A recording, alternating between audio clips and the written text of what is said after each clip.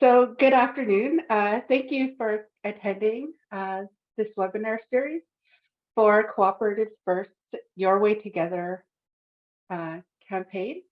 So for those of you who are new to our webinars, we are Cooperatives First. We're a business development organization created to bring awareness of the cooperative model to rural and Indigenous communities throughout Western Canada. We are located in Saskatoon in the Treaty 6 territory.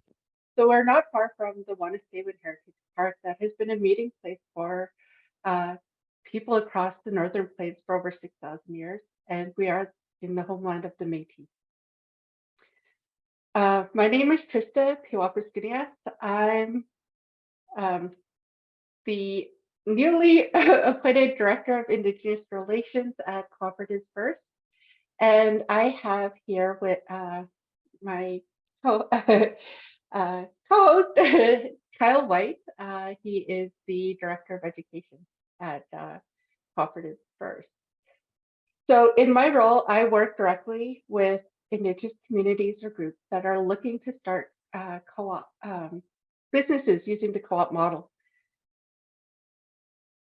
So we wanted to bring everybody here today to discuss that the co-op structure is not a new concept in Indigenous communities and have been used historically for people to work together in a community and take care of each other. And making sure that everybody within the community is well taken care of and we all look out for each other. So this concept continues to grow and evolve, and we're here just to help ensure and put in the incorporation piece and the business support piece for people who are already working together, such as the newly formed Elders Co-op that was established to preserve the Anishinaabeg language, to the River Select Fishermen's Co-op that 8 individual communities throughout British Columbia work together to market and to preserve their ethically sourced fish and to sell it globally to numerous Indigenous arts co-ops. So today I am so honored to welcome back Charlotte Ross for today's presentation. Charlotte is from the Montreal Lake Nation, and we are discussing the importance of Indigenous women and languages in both historical and modern economies. Charlotte is a registered band member of Montreal Lake here in Northern Saskatchewan. She loves working with the communities, building capacity, empowering all people with the true history of our past while working towards a brighter and healthier future.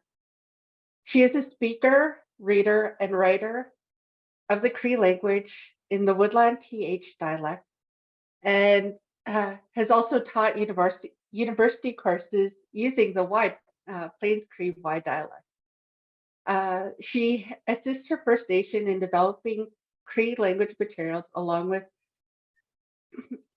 other fluent speakers as a part of the team developed and continues to update the Circle of Indigenous Languages. Over the years, she has provided support to 27 mentor apprentice teams across Saskatchewan to work on their language proficiency in the Cree and Saulteaux languages. She's an experienced board member for the Saskatchewan First Nations Economic Development Network and for the Montreal Lake Business Ventures. So thank you, Charlotte, and welcome. Welcome back. Thank you, Trista. You can hear me okay? Yes, we can hear you. Okay. Do I have share screen option? Can I share my screen?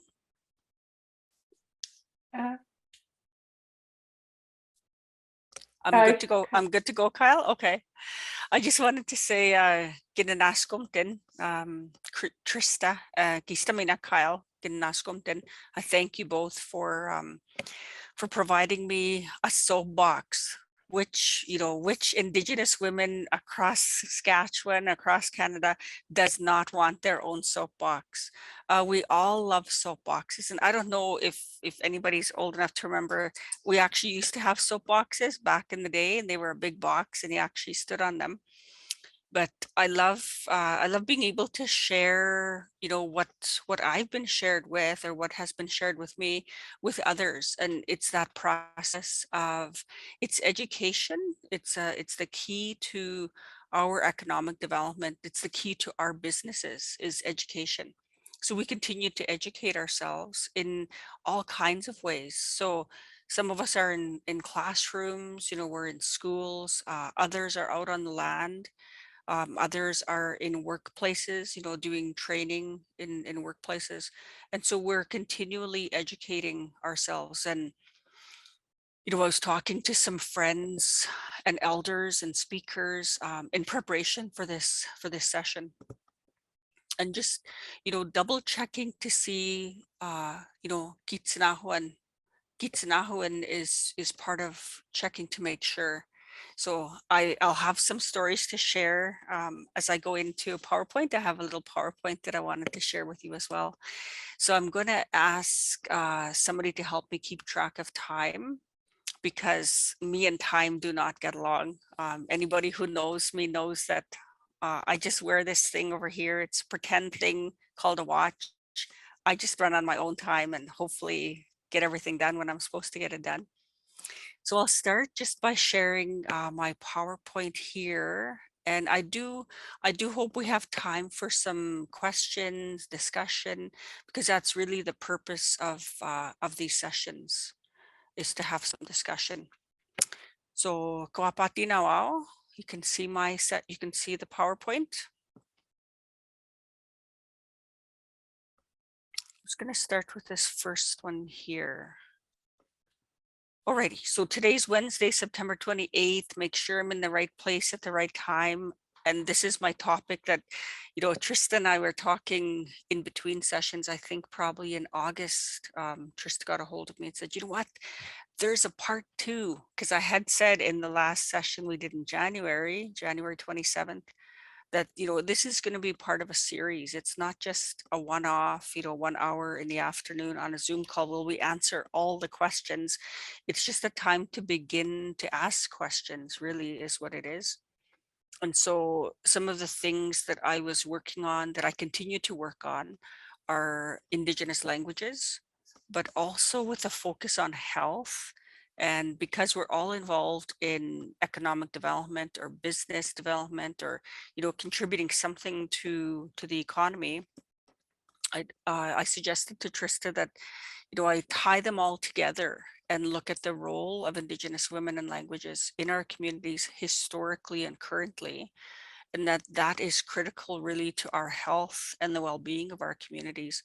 And so that's the premise, that's the understanding that I'm starting out with. That's the place that I'm beginning to do my work from, or my sharing for this particular session.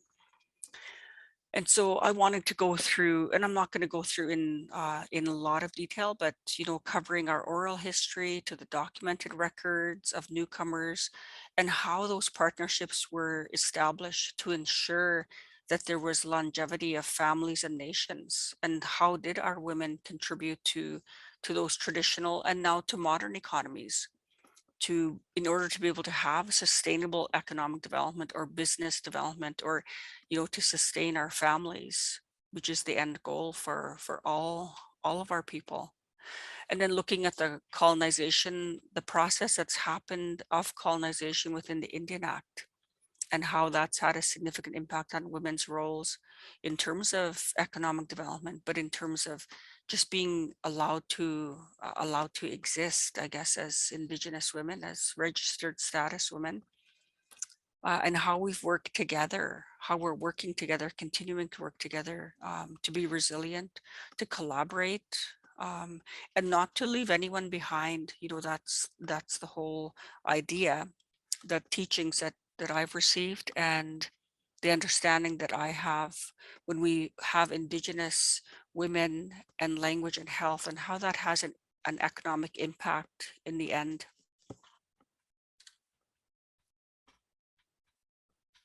So before I get started, I just want to acknowledge, we're all in different parts of the territory. In Saskatchewan, maybe Canada, maybe individuals are coming in from out of Canada, but wherever we're coming from, that we have a territory that has been loaned to us. So I want to just recognize Kigawi Nawaski. So Kigawi Nawaski is our Mother Earth. Wherever our feet land on today, wherever we happen to be, that we have some acknowledgement, and that acknowledgement happens on a regular basis. It's not um, only on certain days that we do acknowledgement. We do acknowledgement when we step outside the door and we have still a land that we can put our feet on, that we can connect with.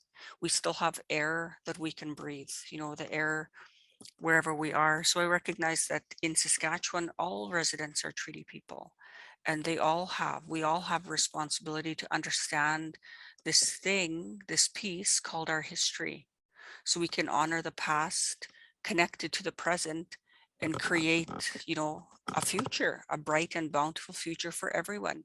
The treaty making process, the treaty signing did not say that it would just be a bright and bountiful future for only certain individuals. It was for everyone. And so that's what we're working towards and working on, continuing to work on. I just wanted to start off as well, acknowledging my friend and relative, late Harold Johnson. He made his journey into the spirit world this year, and part of what he did a lot of things in his time. He had a very bright and colorful career, and at the end of all of everything that he had done, the last interview he did with Sheila on CBC radio was to acknowledge that really everything is story, and you just tell stories. And so I would ask you again to just, open your ears, open your eyes, open your minds to everything that is possible through story. It's through changing that narrative, changing the words, changing I can't to I can, changing, I won't to I will. And just all those affirmations, you know, that it starts with story. So I just wanted to acknowledge, that Harold's grandmother and my grandmother were sisters. And so that whole, all of our relations are all connected, but it's knowing how we're connected. So it doesn't matter where you go, you always have a relative that, or a connection that you can make with somebody. And finding out what those connections are, I think, is most important. I just want to start off as well mentioning, at the very end of the last session in January, the last webinar, I spoke about iskoteo, and that, it's a word that's, and Cree is a polysynthetic language, and poly's many, synthetic, it's a language of pieces. So it's a language of parts that are put together. When we understand what those parts are for a word or for a phrase, then it helps us to make other connections in other parts, not only of the language, but also of the understanding. And so, language was, and I don't know if I have it in this PowerPoint, but there's a website called Circle of Indigenous Languages. And it's a website that I had the opportunity to work on. I was blessed to be able to work on it, and to be able to have some input on the design, and then do some of the, and I still continuing to do some of the categorization and uploading of stories that were shared, that we digitized, and that, they're made for public use or public sharing, public language. So the Circle of Indigenous Languages has a video. I think it's about 13 minutes in length that Ted Whitecalf was asked to interview Elder Mary Lee. And so on that website, you're going to find, and it's all in Cree. So, if Cree is your first language, then it'll be it'll make sense. It ties all the pieces together for our language. If Cree is not the first language, or if it's not a language that you have a clear understanding of, we do have also a translation, not word for word, but a translation on the understanding of what that interview speaks to. And it actually speaks to the picture as well. So there's an artwork, piece of art that was commissioned specifically for that project. So it ties everything into the role of language and the role of women, and that women have always had that responsibility, regardless of which society, of which group, an indigenous language group or non-indigenous language speaker, that role of women as a life carrier was also to transmit the language, because that was what our children hear. So when we think about, the role of women, and then the role of women in economic development, and the role of women in the family, iskuteo, iskuteo is the source, it's the center of the home. And so you need fire in order to have heat and warmth, but also in order to cook food, or to make medicine, or to do all kinds of things. You need to have fire. And so in our communities, the women are represented in that as well. So they still have a sacred role to play. The Indian Act really attempted to displace Indigenous women from that role, from that important role of being the firekeeper, of being, or the not the firekeeper, sorry, but of holding that space, because it was the men whose responsibilities it was to take care of that fire. And so the role of women and the role of men, how is that acknowledged in our current, in our modern times? And how are women included in economic development or business development? So I'll touch on some of those topics today, and just open the door for discussion. I want to preface that I'm not an economist. I'm not, a professor in economic development by any means, but I have had experience growing up, and then just in the circle of, the world of consulting and the world of being involved in our communities, that I can draw upon, those experiences, and just by being involved in certain aspects, I guess, in Saskatchewan mainly. I can't speak for Alberta or Manitoba or anywhere else. I also can't speak for any other language group except for my language group, which is Cree, specifically the Woodland Cree and the Plains Cree. Those are the two dialects that I was born into and adopted into families. So when we take a look at the Indian Act, how did that Indian Act affect Indian women or Indian men? What types of restrictions for economic development, for being able to exist, to be able to go to school, or go to university, or live off the reserve, or own property. So the Indian Act had some pretty massive impacts on our families, our communities. And so taking a look at, being able to, the Indian agent was able to restrict and control who did business. So we take a look at the permit system within the Indian Act. We take a look at the pass system, being able to actually leave the reserve. And if you were a status Indian woman and you married out, if you married somebody who was not a registered status Indian to the Indian Act, or to a band in Canada, then you lost your status, and your children lost their status as well until 1985. And Bill C-31 changed that. but just the limitations that the Indian Act had on business and on economy. So if we're not allowed to sell something that is made, then how can you make a living? And where did that money go to begin with? It actually went to the Indian agent. So the Indian agent would give permission on a permit in order for you to be able to sell, but the monies weren't paid to the individual. The monies were paid to the Indian agent, who then held it in trust. So when we think of, well, where did that money really end up, and who benefited from any type of economic development that individuals, registered status Indian men and women, wanted to do, who lived on the reserve.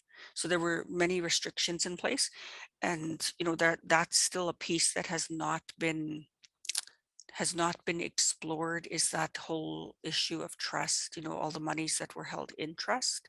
So that's a piece that will continue to be worked on. But the foundation, I believe, for economic and business development are, some of these principles, and they're in the language. So Mio we win. So laws concerning good relations. Mio is good. We win is relationships. So we and it also is to help one another. So we is to help somebody else. So we win revolves around that, helping one another, but having good relations.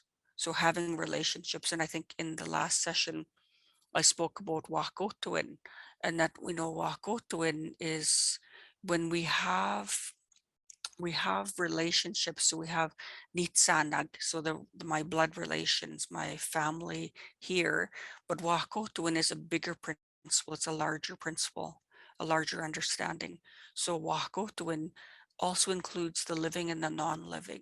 It includes other nations. It includes other people. So there's a law governing that and how we relate to one another, and that's based on Miyawetsetuin. So Wakotuin is based on the first one, Miyawetsetuin. So our whole aim is to get along with one another, to have that good relationships. And then Wakotuin is where we're building on. So before we can actually do business, before we can move into, actually making business, we first of all have, good relationships. We have to know, where are you coming from? Who are you related to? What's your history? What's your background? So we have to know those pieces before we can, have any kind of relationship with individuals. So those are some of the questions we ask is, you know, um, we always want to find out, well, do you know so and so? Are you connected to this person? Or, do you have any business dealings with these people? So that's part of how we're checking to make sure that the individual or the organization is credible, and that they have something positive to contribute to your circle. Because if there isn't anything positive to contribute, then we have to question why we're in relationship, or why we're in contact, or why we're doing business with somebody who might not be credible, or they might not bring good energy to a working relationship. And then the third is kanatem suin. And kanatem suin is to kanata is to be clean, first of all, but kanatem suin is to be respectful in your dealings, to be respectful of yourself, first of all, to have respect for yourself, and then to be respectful of other people. So kanatim, so take care of yourself. So self-care could be part of that as well. So if we're not taking care of ourselves as women, especially in the day and age that we're in today, that we have, I think, a majority single parents, and then we're also, more and more of our people are living off reserve because we're looking for opportunities for employment, opportunities for education, opportunities for housing, because as we all know, the opportunities for employment, education, and housing are limited on reserve. There's not, there just isn't that opportunity. So we always have to take care of ourselves because we're doing, not just one job, but we're doing oftentimes 2 or 3 or 4 jobs in order to meet our ends. And we just have that natural role to play. So if you want something done, you usually will involve an Indigenous woman or a woman, because it's going to get done. And not to say that men don't do the work as well, they do, but in the circles that I have been in, we've been trained to be multitaskers and to do that multitasking, efficiently. So that's part of the traits that we have, I guess. But we also have to, ganate, so we have to take care of ourselves. We have to respect our time, respect our space. And the fourth principle is tapahte suin. So tapahte is, to be humble as well. So to be respectful, but also to be humble. So I come into this session without any pretenses of saying I know everything there is to know in these areas. I know a little tiny bit, and what little tiny bit I do know, I will share out, because it's not mine. I don't own it. It was shared to me by somebody else. And so that principle of always paying it forward, I think is part of what I understand, business and economic development and women, language and health, how they're all tied together. There's a couple of videos here. I'm not going to share them, but I would encourage you just to, when the PowerPoint gets sent out, just to go on and watch them. One's about a minute long, a minute and a half. The other is about 4 minutes long. And they both talk about this, why we have Indigenous language revitalization, why it's important. Um, Dr. Onawa McIver is based out of the University of Victoria, so she brings that perspective. Dr. Anton Truer is based out of Minnesota, so he brings that perspective from a male perspective, but also from an Ojibwe language family perspective, and what they're doing. So it's important for us as Indigenous language and as women and as business and economic development that we operated all of Turtle Island. There was no crossing of the lines. There were no countries in between the US, the Canada and the US as we have it now. So then Indigenous languages cross that line. They're not only in one area, they're in both, the top half in Canada, and they're also in the lower half in the US.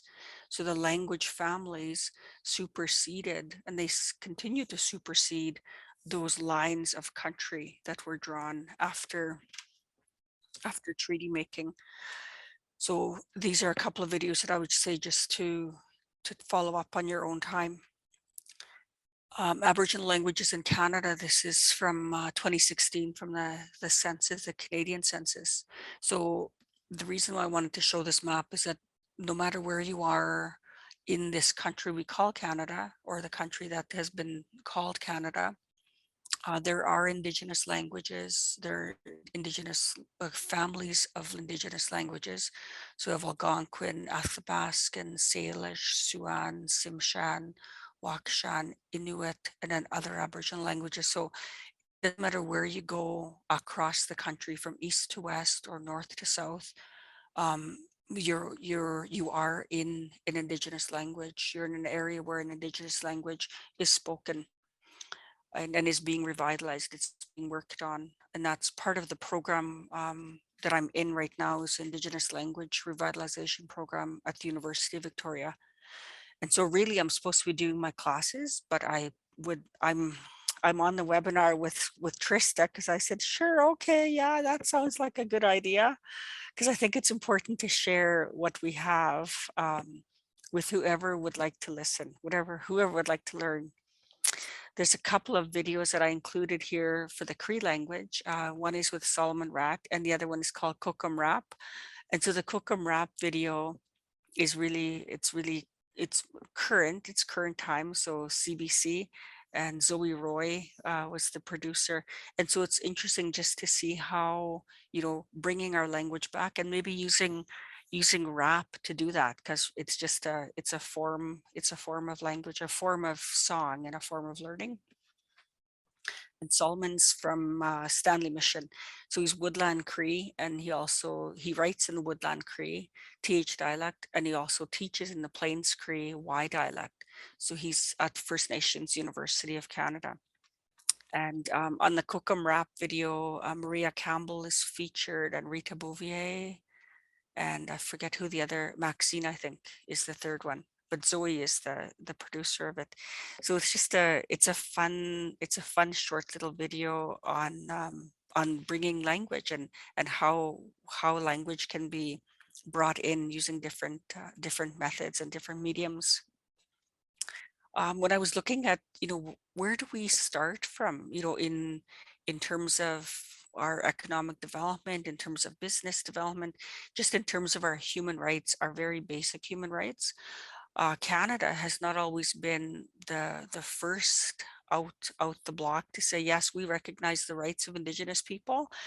Canada has been dragged along to be forced to recognize that Indigenous people in Canada do have rights, and so it's always been taken to an international venue. So the United Nations, the Declaration on the Rights of Indigenous People, there's a whole history behind how it was written. It took a long time. It's taken a long time, but there is a part that I wanted to just mention that, First Nations languages are a fundamental aspect of self-determination, spirituality, cultural identity, continuity, well-being, and other personal and communal considerations, including their use in the enhancement of socioeconomic opportunity. So there's a long history that languages has in terms of not only economic development, but identifying who we are as unique Indigenous language groups, but then how we are connected to other families, other language families, and that it is part of our well-being.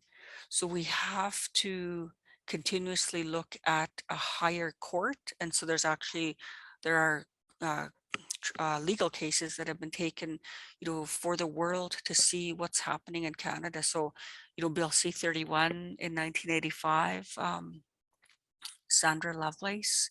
So the cases that were heard with Bill C-31, all the numerous cases that were across the country, Canada would not have really made any decision to move on it had it not been taken to the United Nations. So the United Nations has always been a world forum for Indigenous people. And so the United Nations Declaration speaks to the right to in our Indigenous languages, the rights to self-determination, and and that we have that recognition at the international level.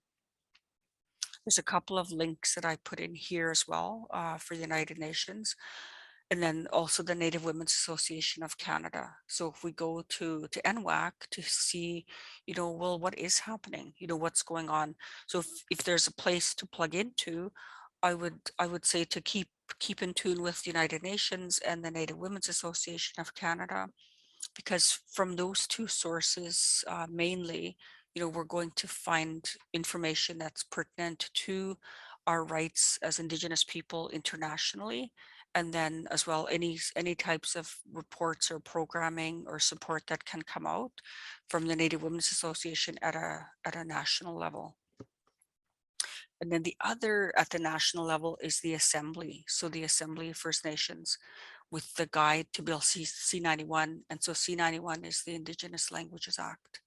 So in one of the articles that is quoted, and it's something that I was learning about as well in my PhD through the University of Victoria, just through my studies, because I was trying to figure out, well, what do I want to do? What area do I want to look at? There's so many areas to look at for research, or for just for looking, what do I want to learn about?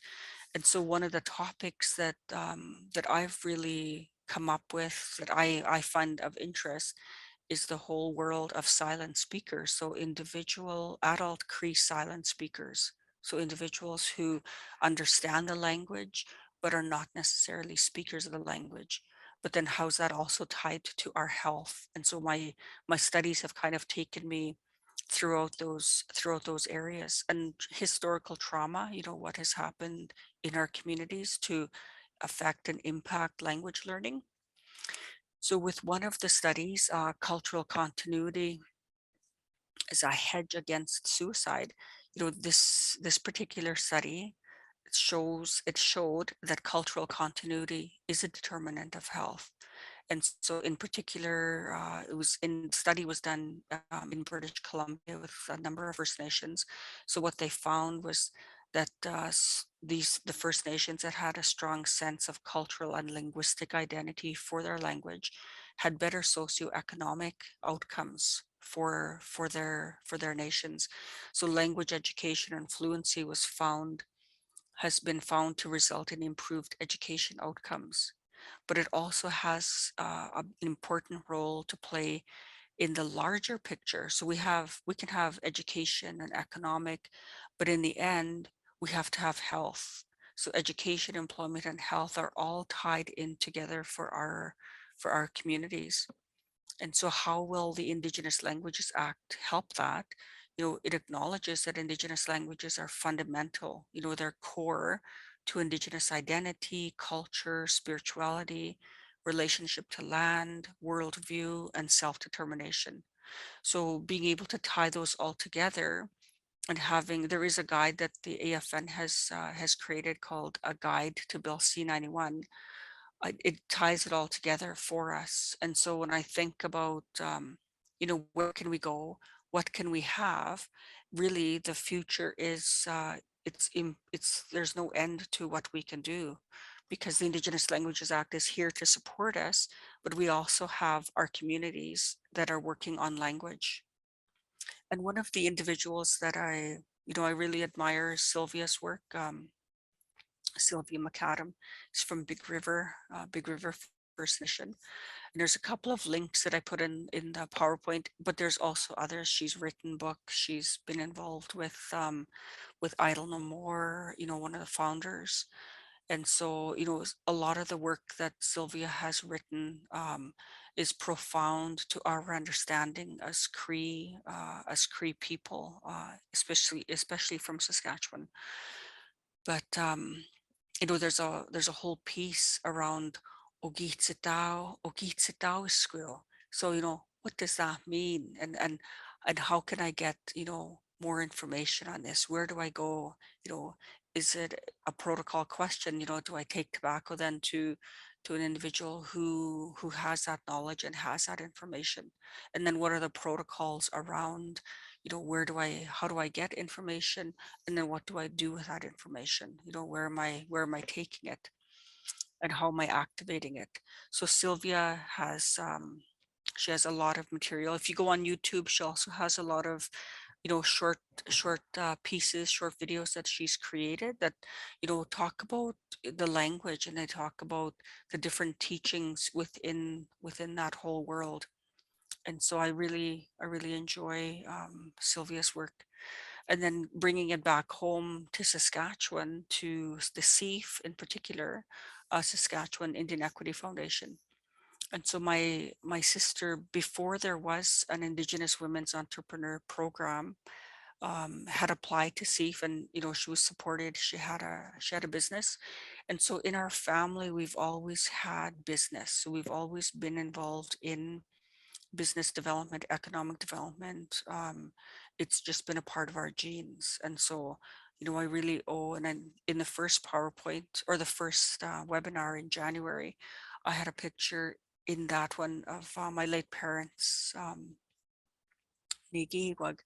And it was from their examples of being entrepreneurs, of having that entrepreneurial spirit, that we learned from that. And so it wasn't anything that you had to think about. Most of my family had business or had businesses, and we just were entrepreneurial.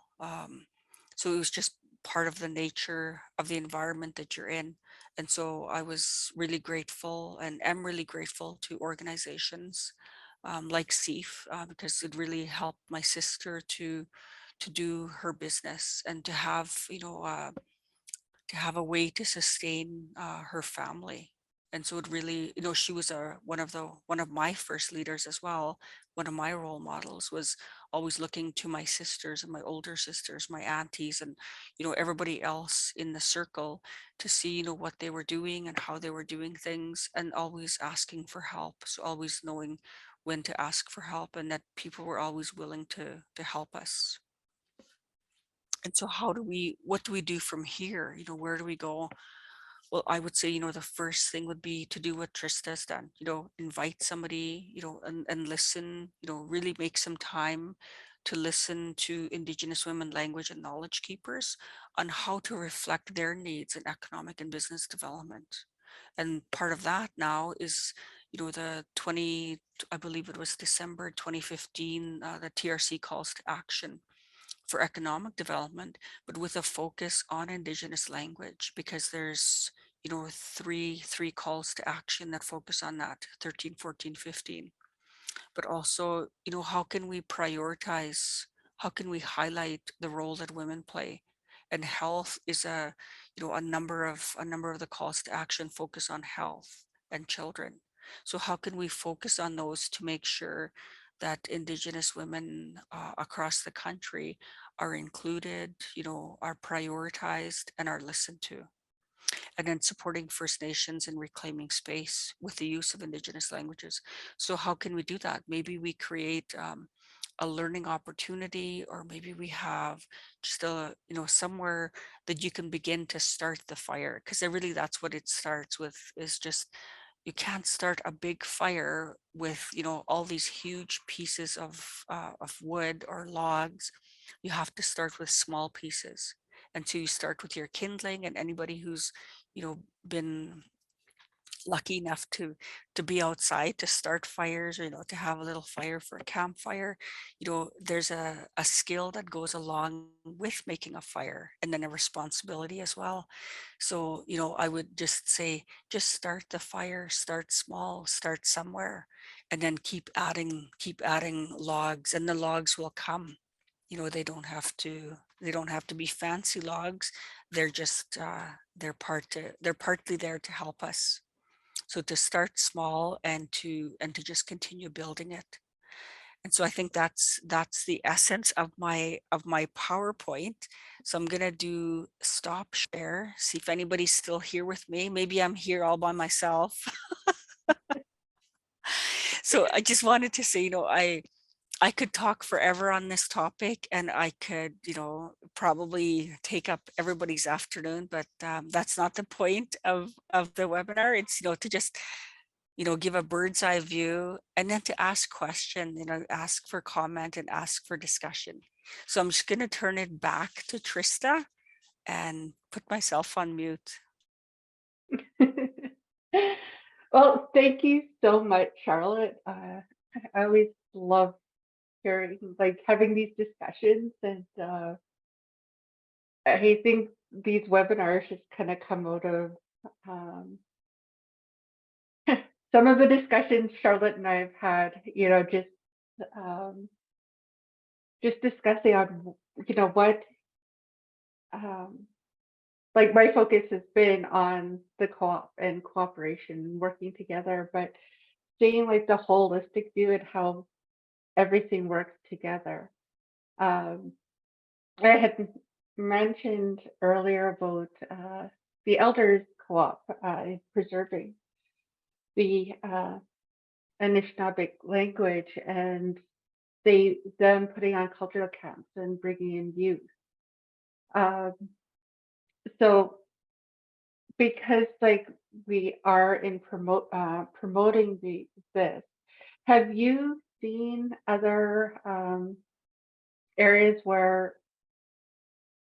like, it's a community driven language, um, whether or not it's formal or informal setup? So have I seen I guess, other communities in action? Yeah. Yeah, there are quite a few. And so some are formal, some are informal, some are well on their way, and others are just getting started. But the ones I'm familiar with are in Saskatchewan, but I know that there are others across the country as well. One of the things that we do, or that I do in between midnight and 6, is the Cree language and the Soto language, or Nakweewin PD sessions. So it's open to, teachers, it's open to learners. And so that's a wide avenue, or wide variety of individuals that come, and they come from Ontario, Manitoba, Saskatchewan, Alberta, British Columbia and the Northwest Territories, and Montana. So the Cree language covers all that territory and into Quebec as well. I don't think we've had anybody come in from Quebec yet, but the Cree language is it's a wide language group.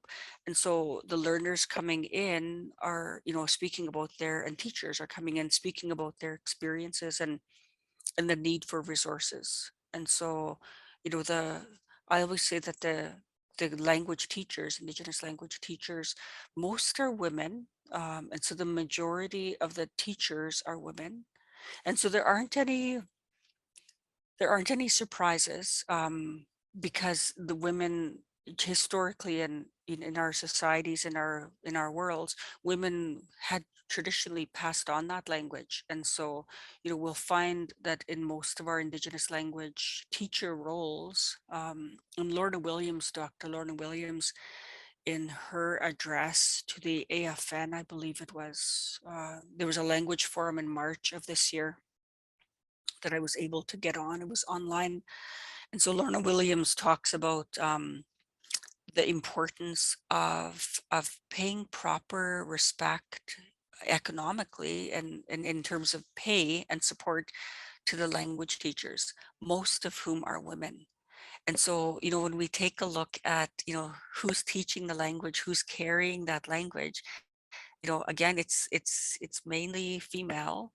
Not that there aren't males who are teachers, there are, but in the K to 12 systems and the university systems, it tends to be female. And even in our cohort, I think our cohort is probably at least 50%, if not 60%, female as well. And even at the post-secondary level, I think the stats are usually 60 to 70% are female that are participating in higher education, which also means that we have then a greater responsibility to, to sustain our families and to provide that continuity.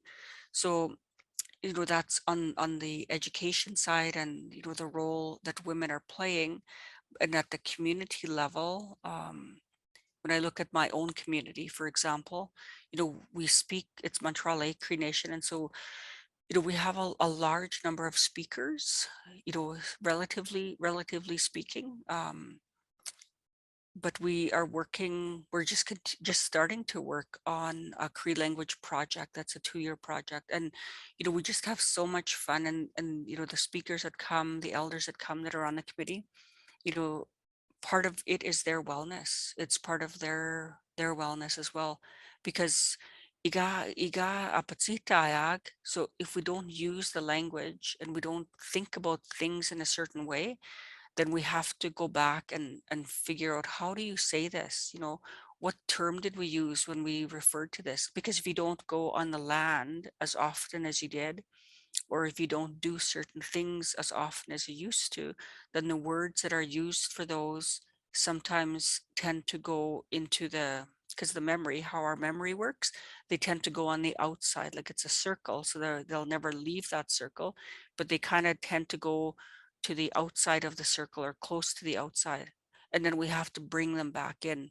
So we bring them back in by actually reactivating those actions. So that's why land-based education is it's really key to sustaining our languages and sustaining our health. I mean, most of our words in Cree, anyway, for the Cree language, 80% of our language is verbs. And so that should give us a clue, that's the worldview. If it's verbs, it's action oriented. So we were never sitting. We're always busy, moving, doing something. Only 20% of our language was focused on nouns. So we weren't so much important, we didn't have such great importance on the chandelier, you know, that hung big, huge chandelier in the middle of a room, because who's going to move that on who's going to move that? Like who has the time to move a huge chandelier when it's really not practical for our lifestyle? So when we take a look at language and, you know, where are the verbs, where are the nouns, how does that support, or what kind of worldview does that provide to us? And what can we do today to bring those languages into more current use, or just to activate them? Like we should all have a button, and that button should say, you know, ikagwi nehiawian, or witsihin the nehiawian. You know, ikagwi is I'm trying to speak Cree, and witsihin is help me the nehiawian, help me to speak Cree. If Cree is your language, but I mean, if you have other languages, then you can use that button and put your own language on there.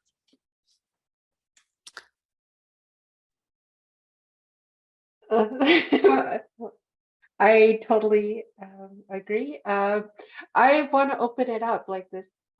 This question and answer. If anybody has a question, please feel free to like raise your hand and ask Charlotte.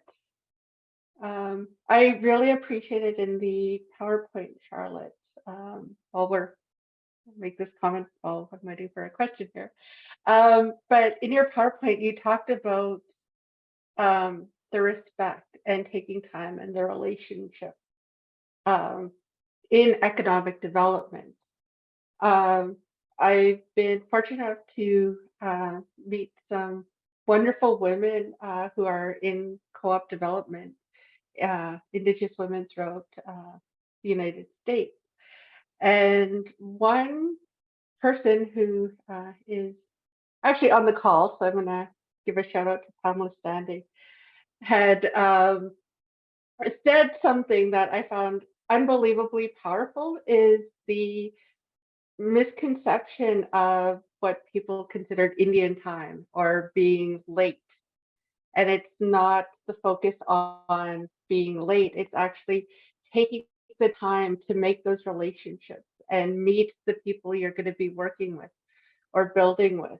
And that is what is the true meaning of Indian time, is taking that extra time to get to know everybody you're working with and building those relationships. So like I really found those words powerful, and to bring it back into seeing how they work within the Cree language and all languages. I'd love to hear anybody else's thoughts. If there's any questions out there for Charlotte.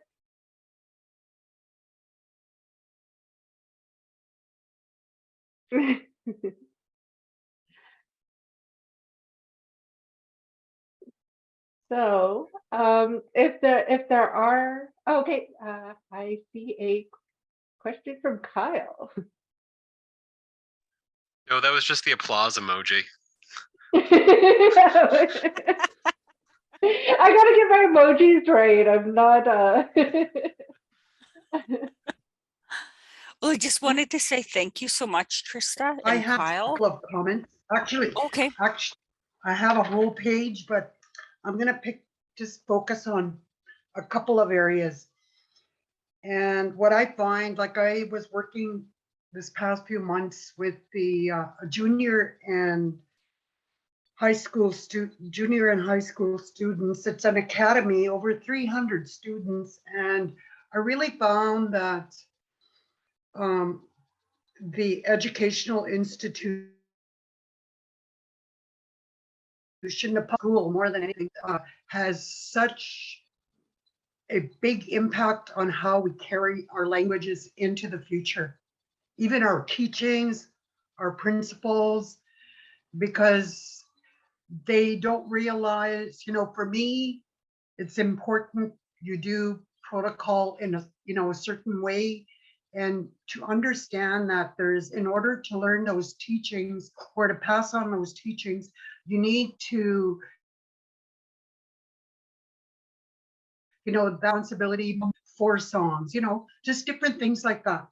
But they're more time focused. You know what? You only have 10 minutes. That's it. And I'm not okay with that because it took a long time to earn those teachings, and the kids are not hearing, you know, knowing what it takes to earn anything, you know, in the way our educational system works. Nehiawen. So I guess for me, I think that that whole idea, or one of our natural laws on Oxytocin, really comes into play, and you referred to it as kanate suin, but that whole principle is the same. And how important our stories are, like our kids need to be heard, because we are stuck in violence. So this is what's holding us back. And my kokomanaya, you know, and that's the reason why I went to university, because she was so concerned about our community's spiritual deficiency, if you look at it from an economic perspective. And she used to call it kanat kitimaksina, was a bigger concept. You know, we are not just living in poverty, but we are spiritually bankrupt.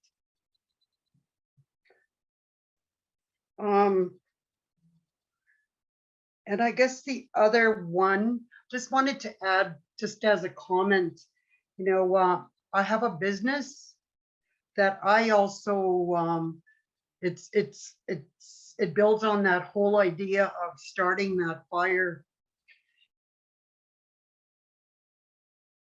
And it's a very old word. So my business's name is Yaksenamuk, like stoke that fire. And that's basically it. Like I have a few more things, but I just wanted to add to it. Thank you. Kita damihan, Darlene. I just want to thank Darlene for just for her insight, for her feedback, and you know that this whole topic is it leads into more discussion and it leads into more understandings. And so we're just sort of at the very bottom of the series, or we're just barely getting started. And so I look forward to Darlene's presentation. I'm going to throw a carrot out there. Darlene will be the next one doing a presentation. You know, I just want to say thank you so much to Trista and to Kyle, and for everybody else for coming on the call as well, or coming on the webinar. I know that we have a bit of a time limitation, speaking about time. So I just want to turn it back to Trista and say, I thank all of you for being here today. Okay, so thank you, Charlotte, and thank you everybody who was able to attend today's session. At this time, I'm going to invite everyone we have a new Facebook group for Your Way Together. It's so if you go onto Facebook, if you have a Facebook account, it is Your Way Together. And it's just for an ongoing discussion. It's a place for people to come together, casually discuss working together, different opportunities. And it's an interactive group where participation and like ongoing discussions is highly encouraged. So if you want to join the group, or you're already a member, check out what we have going on. Right now, we have a contest going on in the Facebook group. So all you have to do is join and comment on one of the posts, or create your own post, and just let us know what your favorite co-op is, or any co-op. You can Google a co-op and write what it is. And we're giving out a Your Way Together hoodie. And I totally love our hoodies because we had it created by a Indigenous graphic designer here in Saskatoon, where he took design elements of all the Indigenous tribes throughout Western Canada to create a map of where we operate. So once again, the Facebook group is called Your Way Together.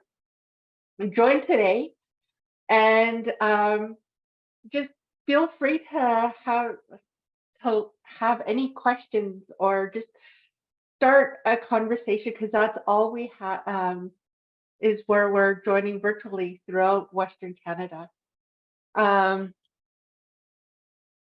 just to get together, and I'd love to get this conversation started. So if we could start off within the group to start having like Facebook Lives or chats, and just to continue working together. We also have a monthly newsletter, yourwaytogether.ca. Join, put yourself on the newsletter list, and hear of any new ideas, topics, blogs, anything to do with Indigenous co-op development. And once again, a big thank you to Charlotte for sharing your knowledge with us. So until next time, with this, thank you. Thank you again, Trista. And I just wanted to say the hoodies are awesome. Got it in the mail, and everywhere I go, everyone's like, where did you get that? Can I have it? I'm like, no, you can't have it. And you have to do a webinar for cooperatives first. So thank you so much.